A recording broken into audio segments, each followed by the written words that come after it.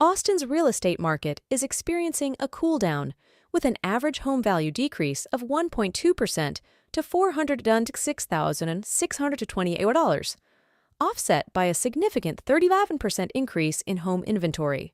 Key construction projects in Travis and Williamson counties include a $10 million renovation of the Driscoll Hotel and a new $1 million preschool named Amy's Adventures Day Care, enhancing local infrastructure and services. Stay updated on Austin's evolving landscape by checking out ongoing and upcoming real estate and construction developments, and engage with the Austin Local Team for all your property needs. Brought to you by Austin, Texas Things, powered by Local Team.